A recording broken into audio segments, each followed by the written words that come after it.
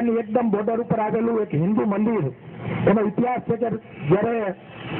રાવણના સસરા ની અંદર છે ત્યાં સરદારોની ખૂબ વસ્તી છે ભુજની અંદર શહેરમાં, અને આખી સરદાર કોમ્યુનિટી પેટ્રોલ ડીઝલના કેરબા મંડે હંગરવા, શાકભાજી મંડે હંગરવા, એ પ્રજાથી લડાઈ ન થાય એવી ફેંકતું હતું અફઘાનિસ્તાન ઉપર, અને પ્લેન નીકળે આપણે દેશમાં ખબર પડે કે યુદ્ધ જેવું વાતાવરણ છે તો સમજાઈ જાય કે વર્ષો અમારી પર બોમ્બ, અમે મરવા તૈયાર થઈ, આ ખુમારી છે આપણામાં સરહદ જીતના અને સપૂતોને માનવી વગરના દેશ નથી, આપણે સૌ સંઘર્ષની ભક્તિ છે.